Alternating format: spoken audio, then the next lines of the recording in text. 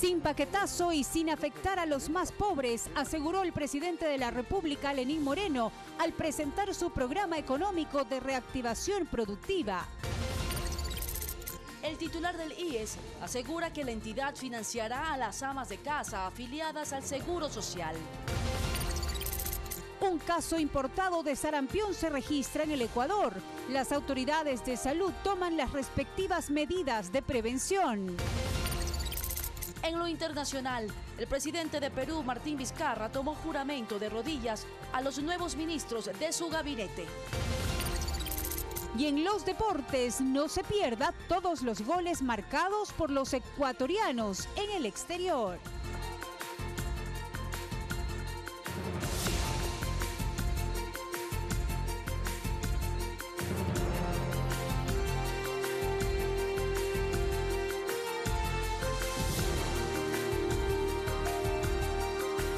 Lunes 2 de abril, amigos televidentes de todo el país, muy buenas noches. Gracias por acompañarnos en la emisión estelar de Telediario. Tenemos importante información que compartir con ustedes. ¿Cómo estás, Marisa?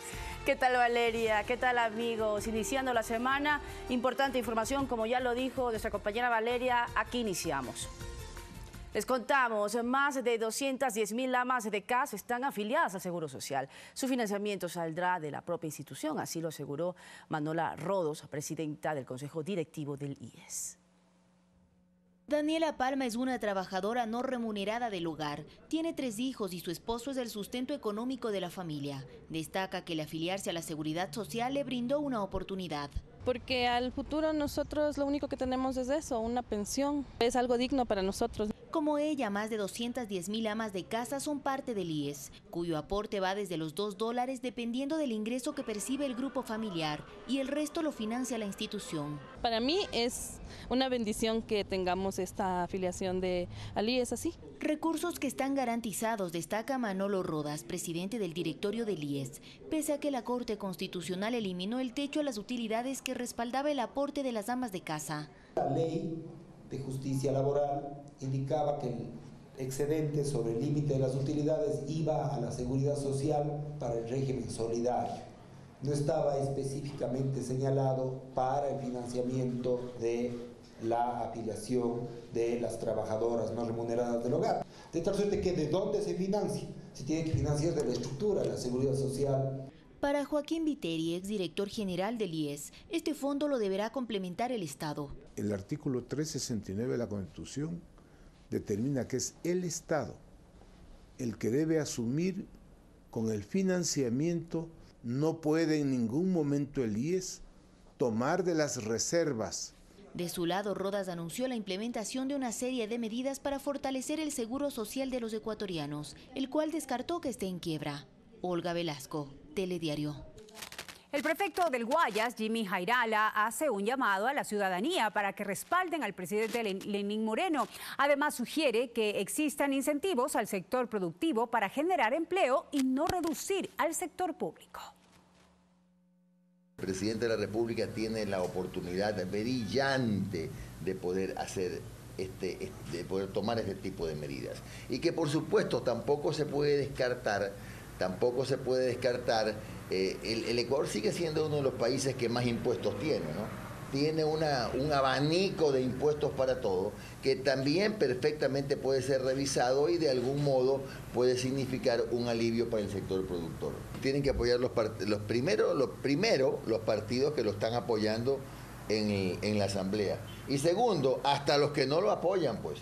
Porque si no quiere decir que en realidad queremos seguir en esta especie de economía hipócrita. La economía en el Ecuador ya amerita una causa común. Y en el laboratorio de criminalística en el norte de Quito se extrajo la información de las declaraciones efectuadas por el ex legislador Raúl Patiño en enero pasado. A la diligencia asistió la asambleísta Ana Galarza, quien dejó una denuncia en su contra por presunta concurrencia de delitos. Como parte de la investigación previa que se desarrolla en contra del exlegislador Raúl Patiño por una presunta omisión al no denunciar supuestos actos de corrupción que se habrían efectuado en el anterior gobierno. Este lunes, en una diligencia reservada, se extrajo la información de sus declaraciones. Esta es una indagación previa que está avanzando. Esta es iniciativa de la Fiscalía de ordenar esta diligencia, que es obligatoria para contar con elementos de la investigación, que son precisamente ir corroborando si es que existió o no aquellas declaraciones. Ahora está en manos solamente de los peritos emitir el correspondiente informe. La denuncia la presentó la asambleísta Ana Galarza el pasado 16 de enero por una presunta concurrencia de delitos. Mencionaba que él conocía de actos de corrupción, que alguien les prohibía fiscalizar. Según Galarza, existirían declaraciones similares de exasambleístas y funcionarios, por lo cual también pedirá se los convoque a rendir versión. Yo voy a solicitar en adelante el testimonio de Miguel Carvajal, también del exasambleísta Bustamante, porque también a modo de noticia criminis, Fernando Bustamante, él mencionó que se les prohibía fiscalizar. Semanas atrás, el secretario de la Política, Miguel Carvajal, se refirió a un impedimento en los procesos de fiscalización durante la anterior administración de la Asamblea. Los que planteamos actos de fiscalización fue persecución, porque plantear actos de fiscalización casi también era traición. Para el exasambleísta Virgilio Hernández, todas las declaraciones deberán ser justificadas, puesto que no fueron denunciadas en su debido momento. Hoy, para justificar su posición de acomodo al gobierno actual, dicen todo lo contrario. No puedo más que calificar como una cobardía lo que en este momento dicen respecto a lo que debió haber sido su actuación meses atrás. Como parte de las diligencias en esta indagación, el viernes 6 de abril rendirá su versión Raúl Patiño. Lo hará en la ciudad de Guayaquil. Olga Velasco, Telediario. Familiares de personas desaparecidas y de víctimas de femicidio piden al Consejo de Participación Ciudadana y Control Social Transitorio la evaluación de las autoridades de la Fiscalía y Ministerio de Justicia. Esta mañana solicitaron ser recibidos por el Pleno del organismo. María de Lourdes, Rosa y otros integrantes del colectivo Desaparecidos de Ecuador llegaron a las 8 de la mañana de este lunes hasta el Consejo de Participación Transitorio. Su hija, su esposo y sus familiares desaparecieron, en algunos casos, hace más de 8 años y piden que las autoridades den cuenta de lo que han hecho en estos casos. La preocupación es por el tiempo que ha pasado, que ni siquiera tenemos una respuesta positiva en cada uno de nuestros casos. Representan a los familiares de al menos 550 casos de personas desaparecidas y piden que el organismo transitorio atienda su pedido. El titular, con el equipo de trabajo de aquí del Consejo de Participación Ciudadana, haga y solicite la evaluación, el análisis de cada investigación de todos los casos. Temen que evidencia importante se pueda perder por el paso del tiempo. Nosotros seguimos buscando, había un plan de recompensa con teléfonos para poder ayudarnos el gobierno, para poder encontrar a las personas. Había publicidad, mi esposo salía en el seguro, salía en diferentes medios. Y esto pues la semana pasada escucharon al presidente del Colegio de Abogados de Pichincha ante el Consejo Transitorio decir que tenían poderes constituyentes. Está dentro del mandato y desde nuestra perspectiva actuando con total legitimidad. Posición casi ratificada por el presidente del organismo, quien además invitó a que la ciudadanía presente sus inquietudes. Que pueden entregarnos la mayor información sobre estas autoridades para actuar de acuerdo con esa información y la investigación correspondiente. Para este miércoles anuncian un plantón en los exteriores del Consejo. La idea, pedir ser recibidos en Comisión General y que las autoridades que ellos proponen también sean evaluadas. Daniel Montalvo, Telediario.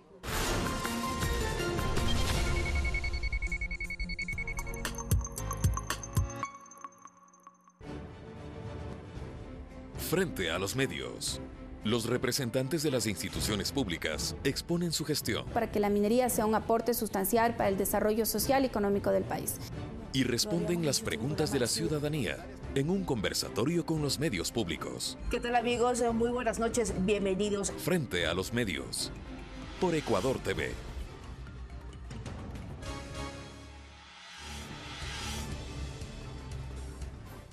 Los microprogramas de la televisión pública al rescate de nuestras tradiciones.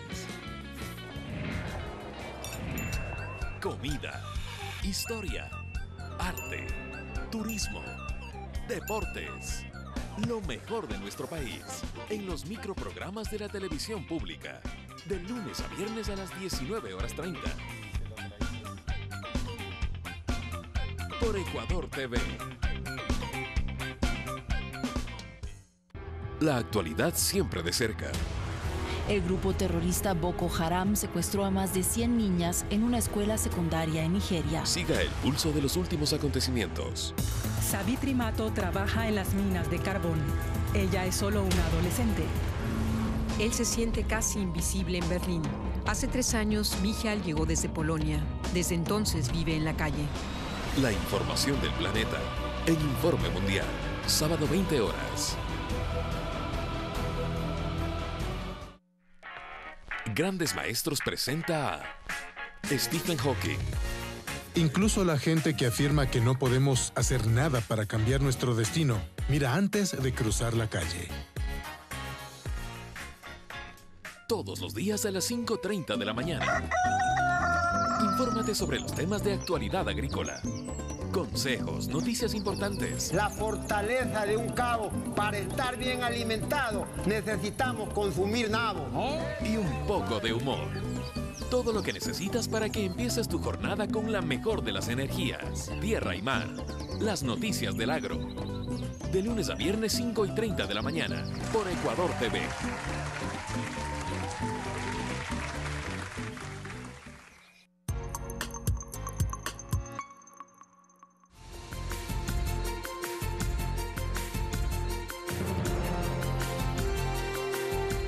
Con 12 minutos, atención, en pocos minutos más les presentaremos un resumen de las últimas medidas económicas anunciadas por el presidente Moreno hace pocos minutos. Mientras tanto, les contamos que 3 personas murieron arrastradas por un deslave que se produjo en la vía Huánuco-Echandía en la provincia de Bolívar. Las entidades de socorro suspendieron la búsqueda de otras posibles víctimas, pues la lluvia y la neblina ponen en riesgo la integridad del equipo de rescate. Mañana se retomarán las actividades. Un deslave sorprendió a un grupo de personas que efectuaban un transbordo. Esto sucedió en el sector de El Mirador, en el kilómetro 19 de la vía Huánuco-Echandía. El lodo y las grandes rocas arrastraron a las víctimas unos 100 metros. Están trabajando fuertemente gente de la policía especializada del GOE, la policía de Bolívar, también los cuerpos de bomberos de Echandía, de Guaranda y personal de la zona que conoce plenamente el territorio. La alerta llegó al ECO 911 a las 5:30 de la mañana. Desde entonces las entidades de auxilio se trasladaron al lugar para iniciar las tareas de rescate. Elementos del cuerpo de bomberos y policía lograron recuperar los cuerpos de 3 mujeres, una de 16 años, otra de 54 y una más cuya identidad aún no ha sido revelada. Usted ve que está bastante lodoso, entonces el agua le moviliza todo el lodo y con las herramientas que tenemos nosotros estamos movilizando las piedras para buscar a la persona. Basándose en testimonios de algunos sobrevivientes, unas 3 personas más estarían desaparecidas. Está llevando al señor así jalando el brazo. Le dice, córrame porque viene de rumbo, he hecho mejor hay que soltar. Y mi hijo se va corriendo y se queda, el más se fue, dijo así. Ese no asoma, ese chico más o menos que no asoma. Lo agreste del terreno, la lluvia y la neblina dificultan las tareas de búsqueda, mientras que nuevos deslizamientos mantienen en alerta a los rescatistas. Para Telediario, Gonzalo Parra. Los pasajeros de un automóvil fueron rescatados esta tarde en el sur de Quito. El aguacero que cayó en la capital provocó que el vehículo sea arrastrado por la corriente. Está posiblemente la imagen más dramática registrada la tarde de este lunes por el aguacero en Quito. El vehículo, arrastrado por la corriente, termina sobre el parterre de la Panamericana Sur en la curva de Santa Rosa, donde se juntan con la avenida Simón Bolívar. Los pasajeros tuvieron que ser rescatados por un operador de una pala mecánica. La fuerza del agua puso en aprietos el rescate. Cerca de ahí, en Tambillo, las cámaras del ECU 911 captaron la inundación y las consecuencias sobre el tráfico en la salida sur de la capital. En el norte, sobre el Eloy Alfaro y calle Aceitunos, cerca del terminal de Carcelén, la vía se llenó de agua. Alcantarillas tapadas, tráfico detenido y conductores que querían evitar quedar atrapados con sus coches en la poza. Es abril, lluvias mil. Y para evitar que las emergencias también se cuenten en miles, no queda otra que cuidar las alcantarillas y encomendarse a San Pedro. Daniel Montalvo, Telediario. Y ante las emergencias por las intensas lluvias, el comandante del Cuerpo de Bomberos hizo un llamado a los conductores para que no se pongan en riesgo cuando hay acumulación de agua en las calzadas. La principal recomendación aquí es circular a baja velocidad, circular con un buen sistema de iluminación en la noche y obviamente respetando las señales de tránsito y la velocidad que así lo dice la ley, ¿no? Todos los desagües de nuestras casas deben estar permeables. Todos los desagües deben estar revisados con antelación por, obviamente, personas capacitadas que nos garantice que existe un buen desfogue, un buen caudal de desfogue de aguas servidas o de las aguas de acumulación por la lluvia. Y en el cantón Santa Isabel, provincia de Azuay, los agricultores se declaran en emergencia debido a la falta de agua de riego que sufren desde el pasado jueves. Una tubería de distribución colapsó y la solución podría tardar entre 45 y 60 días, mientras unas 2.400 personas están sin agua potable por el mismo problema. Se trata de esta tubería construida hace 35 años. Distribuye aguas del Canal San Francisco por 33 kilómetros a más de 2.000 hectáreas de terreno. Se rompió el jueves 29 de marzo, dejando sin agua de riego a 6.800 personas. Hoy nos sentimos en emergencia. José Yivisupa, por ejemplo, produce cebolla, tomate, frijol, lechuga y pimiento en sus 2 hectáreas, ubicadas en la comunidad Tugula. Sin agua, está seguro que en 15 días perderá todo. Unos sembramos recién, otros ya tienen cebollita haciendo grano. Prácticamente 500 semanal gasto yo. Y es una pérdida total. Las autoridades cantonales, seccionales, provinciales, que nos den una mano. Acá los técnicos de la Junta de Regantes de Santa Isabel afirman que la solución es sustituir la tubería por esta variante que está a medio construir. Yo creo que la variante estaría unos 2 meses posiblemente ya podría entrar en funcionamiento. Mientras unas 2.400 personas más están sin agua potable, pues la tubería abastecía 3 plantas de tratamiento. Algunas comunidades, en este caso, Dandán, Tugula, Lunduma, Puente Loma, Peña Blanca, quedan sin el servicio de agua potable. La falta de agua podría generar pérdidas agrícolas por más de 10 millones de dólares. Este rato se va a hacer una especie de búsqueda de recursos, cambio de partidas para solucionar el problema, pero no puede ser la solución en menos de 45 días. César Tacuri Vintimilla, Telediario. La Armada del Ecuador y la Prefectura del Guayas firmaron el contrato del dragado del río Guayas. El trabajo empezará en 3 meses aproximadamente. Luego de varios intentos, la Prefectura del Guayas concreta una obra que se ha esperado por 50 años, el dragado del río Guayas. Este lunes se firmó el contrato con la Armada Nacional, contrato adjudicado directamente bajo el régimen especial que contempla la Ley de Contratación Pública.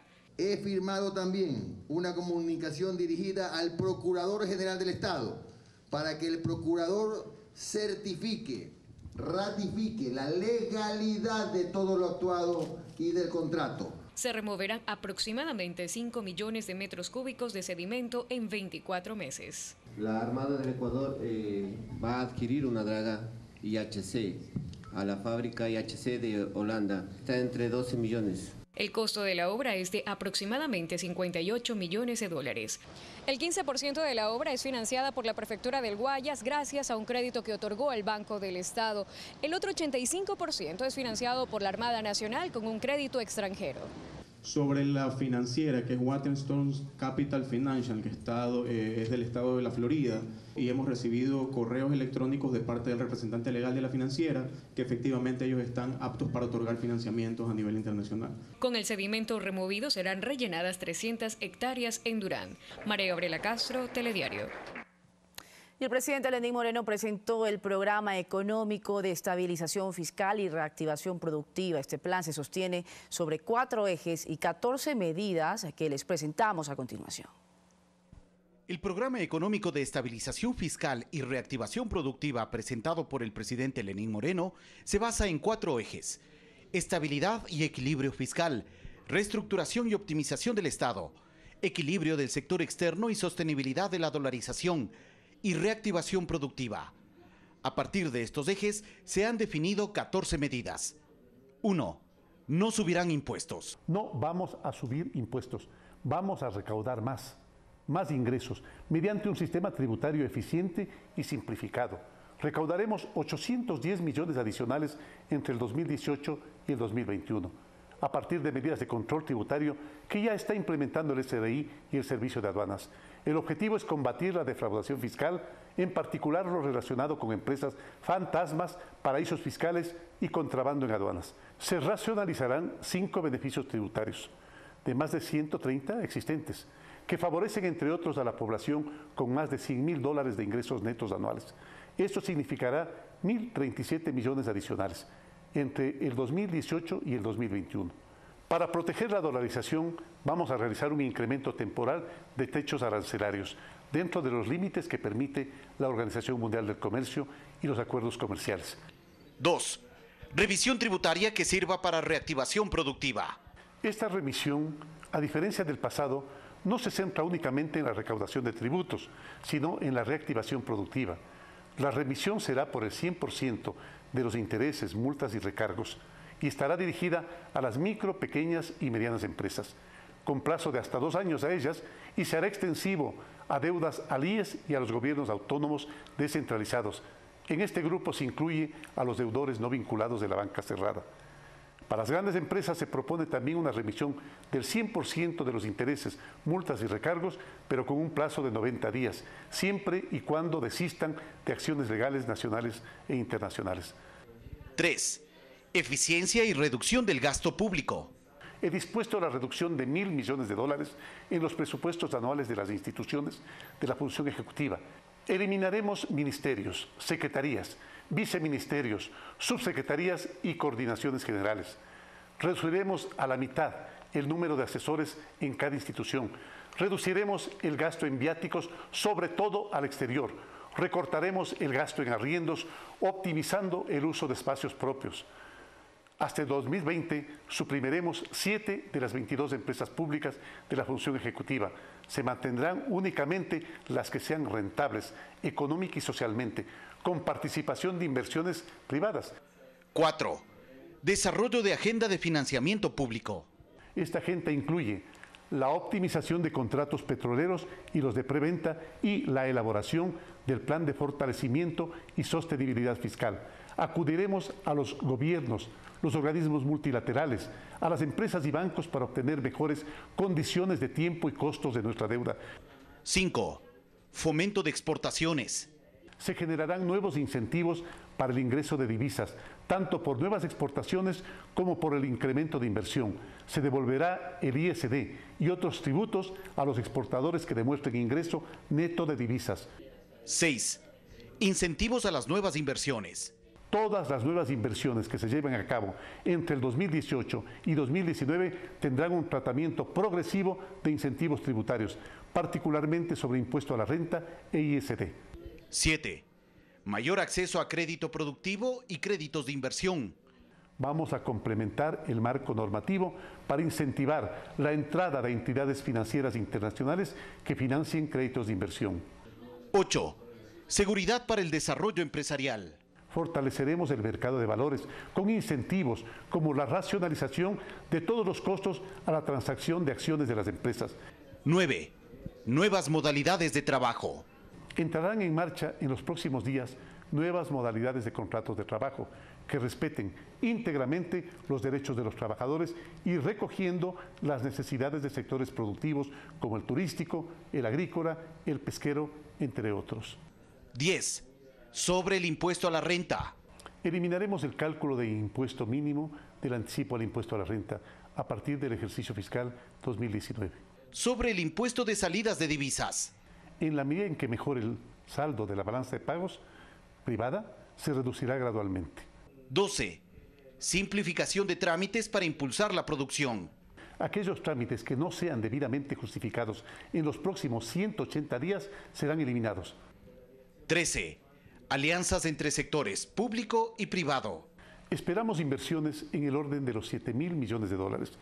Esto entre el 2018 y 2021, lo que además generaría ingresos adicionales al Estado en el orden de los 267 millones en 2018 y por lo menos 1.598 millones adicionales entre 2018 y 2021.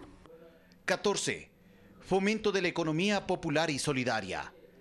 Como eje central de la reactivación productiva y la inclusión económica, con asociatividad, asistencia técnica, comercialización y acceso preferencial a los servicios financieros.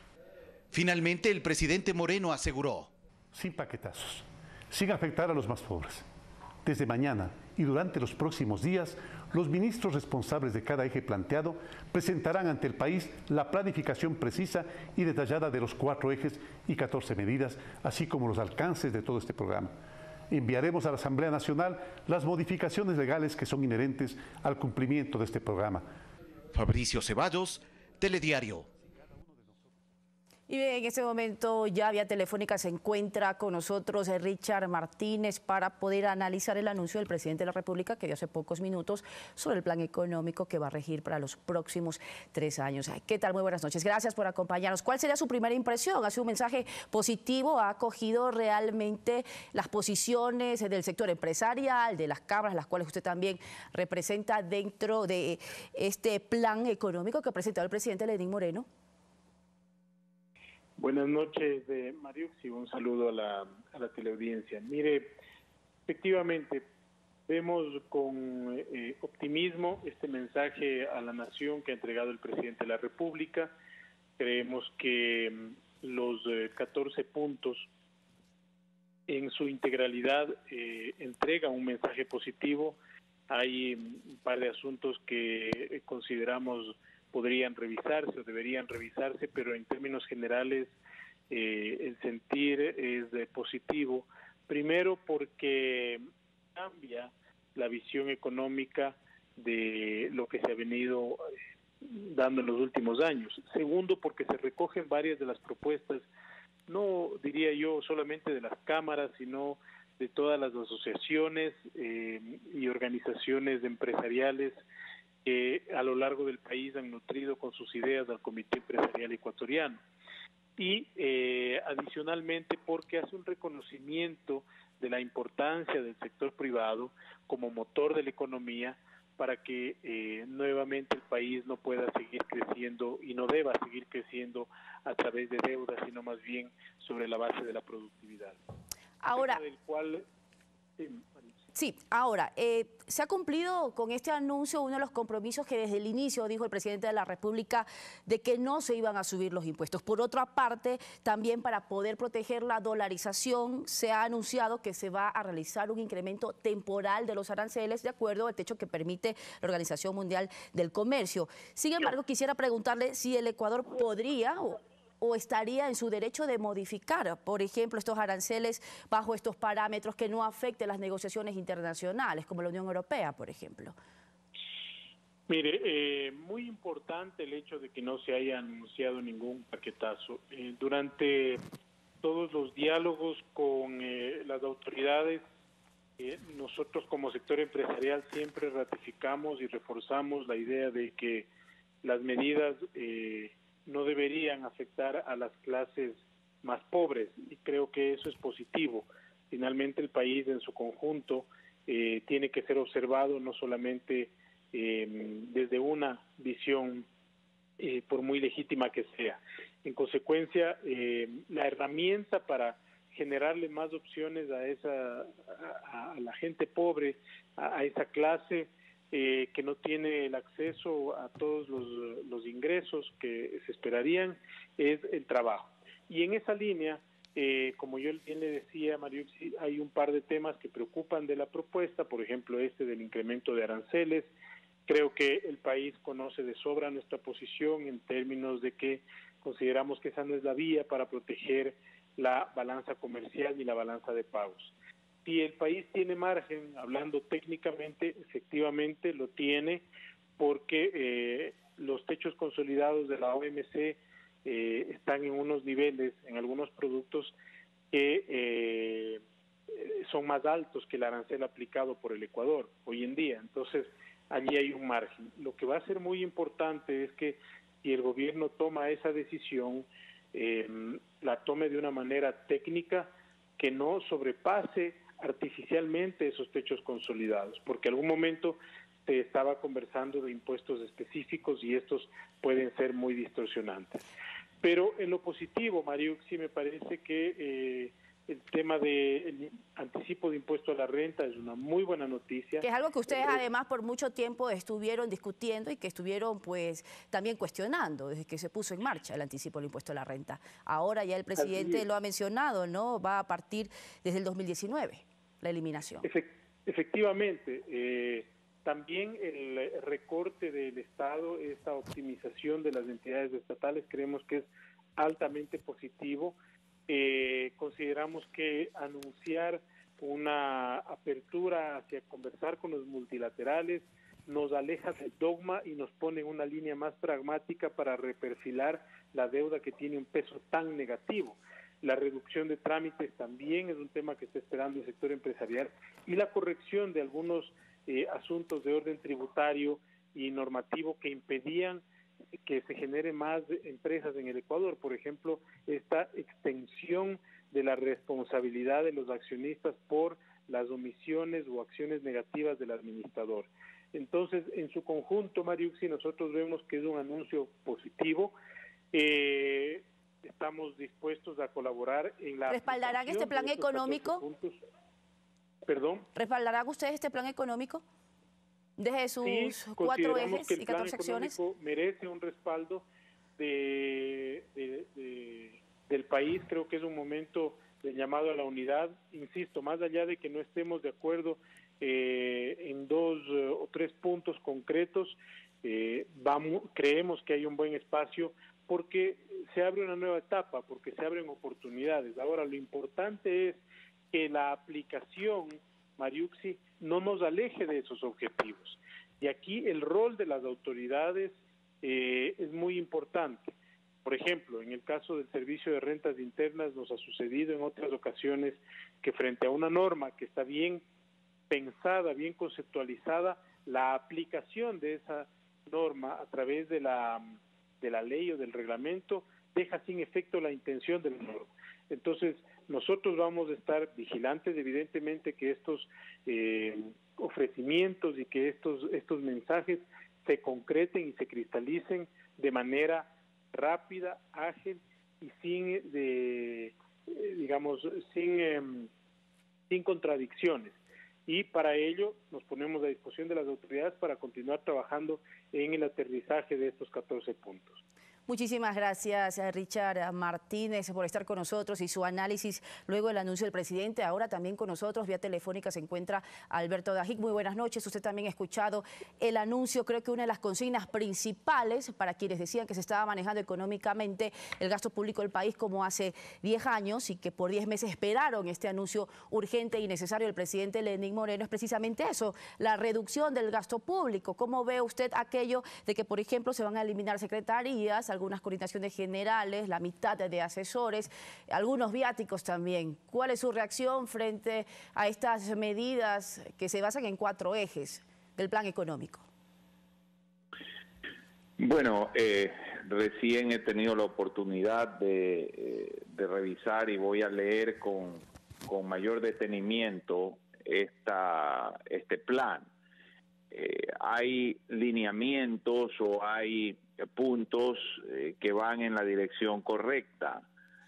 Por ejemplo, el hablar de flexibilización laboral, el hablar y decir con claridad que hay que quitar esa barbarie que se instituyó en años anteriores de hacer responsables a los accionistas de una empresa con su patrimonio personal por encima del capital social de una empresa, cosa que no existe en ningún país del mundo. Está bien hablar que hay que hacer una reforma en el mercado de capitales que ha sido destruido.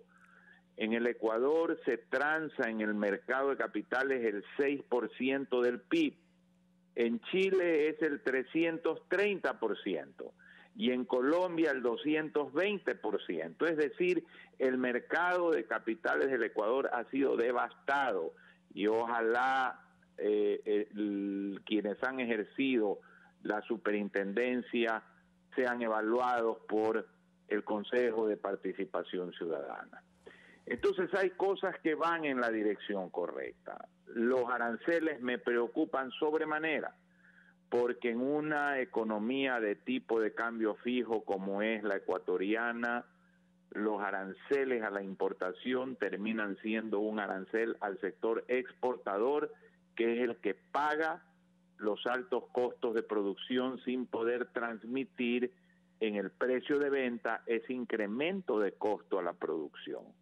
Me preocupa mucho el agravamiento de las protecciones efectivas que se dan con este tipo de medidas que favorecen a ciertos sectores ineficientes de la economía ecuatoriana en perjuicio de las grandes mayorías. Economista, ahora se ha dicho en el cuarto punto de que se va a desarrollar una agenda de financiamiento público que incluye, por ejemplo, una optimización de contratos petroleros y los de preventa. Esto quiere decir, por ejemplo, que sería ya una política de Estado el poder renegociar con Petrochina, con Petrotailandia. ¿Cuáles serían, por ejemplo, una buena renegociación para que el Estado realmente salga beneficiado de esto? Bueno, es inaceptable, absolutamente inaceptable, que el Ecuador se haya endeudado a tasas del 7%, 8% en facilidades petroleras que debieron haber tenido tasas de no más del 2%. Buscar facilidades petroleras que no tengan esta astronómica cifra de intereses es un imperativo, pero lo más importante de todo, para que este programa tenga credibilidad, es que se vaya a los organismos financieros, internacionales, porque cuando hay un acuerdo con el Banco Mundial, con el BID, con el Fondo Monetario, cuando se busca un programa de largo aliento, el país logra credibilidad. Las cifras que se han dado hoy no son cifras que uno pueda certificar que están correctas. Esperamos que así sea, pero si hay un programa de largo aliento con los organismos internacionales, el país tiene un certificado de que su programa es coherente y eso es lo que le abre las opciones en el mercado internacional. Sigo con preocupación también de que no se entiende que el problema de la balanza de pagos no son las importaciones, es el gasto público, y que por lo tanto el poner aranceles no es lo que va a solucionar el problema.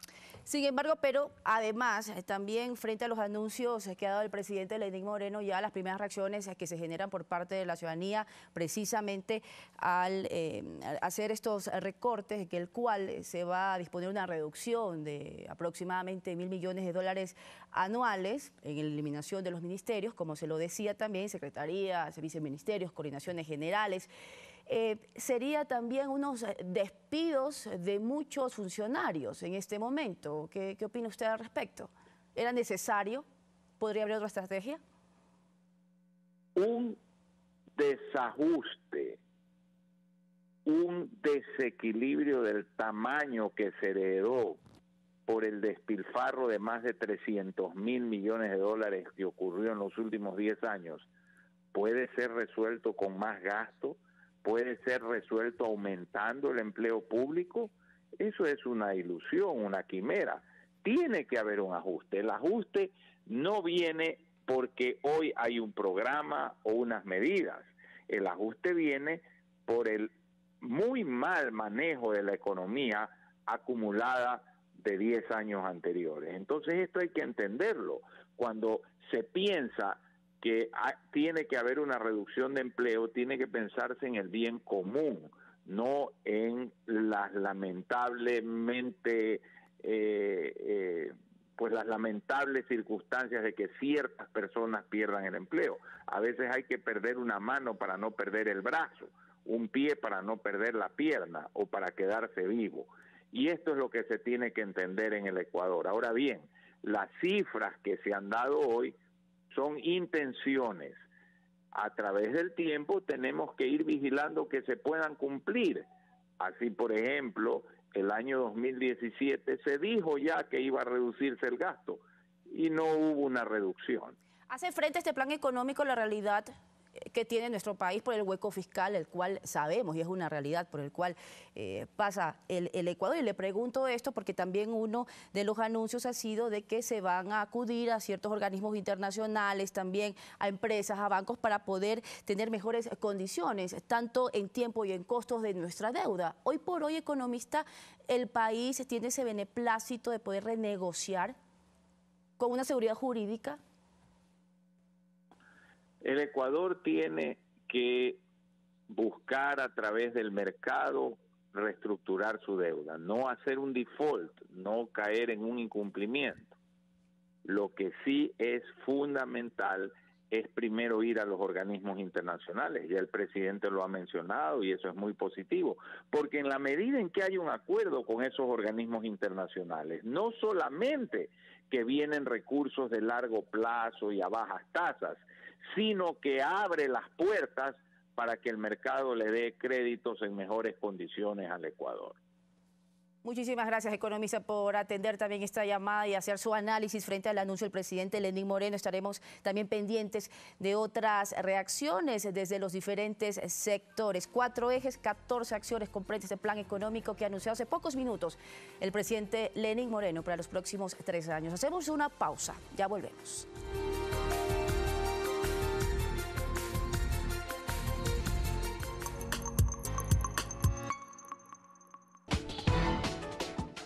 Este martes 3 de abril, en Primera Impresión, nos acompañarán Augusto Barrera, secretario nacional de Ciencia y Tecnología, para revisar las perspectivas del programa económico anunciado por el presidente Lenín Moreno. Además, la ministra de Inclusión Económica y Social, Berenice Cordero, para abordar los planes sociales como Misión Ternura y cómo estos podrían verse o no afectados por el plan económico. Y también Santiago García, catedrático de la Universidad Central, para ofrecernos un análisis de las implicaciones del programa económico. Los esperamos a las 6:55 en Primera Impresión con Eduardo Califé, por Ecuador TV.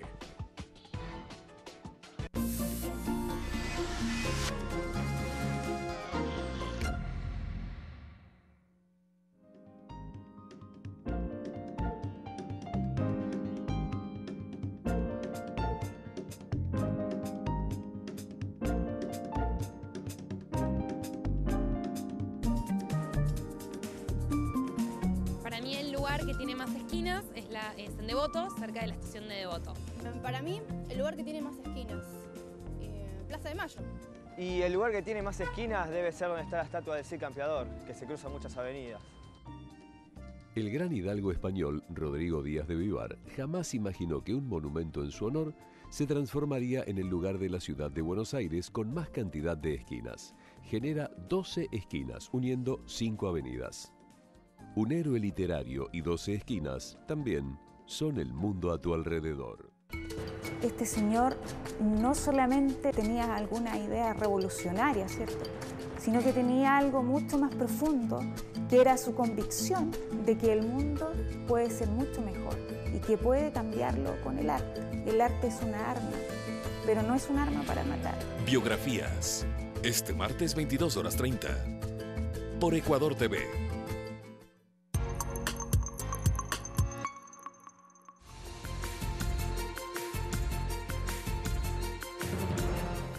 Revisamos información del mundo. Los investigadores del caso Lava Jato en Brasil, junto al fiscal Rodrigo Janot y el procurador en Curitiba, Deltan Dallagnol, iniciaron un ayuno que culminará con la decisión del Tribunal Supremo de Justicia, que este miércoles decidirá si acepta o no el recurso de habeas corpus presentado por la defensa del expresidente Luis Ignacio Lula da Silva, quien busca evitar la condena de 12 años a prisión por corrupción pasiva y lavado de activos. A esto se suma una solicitud de 5.000 integrantes de la justicia para que el Supremo mantenga la sentencia contra Lula.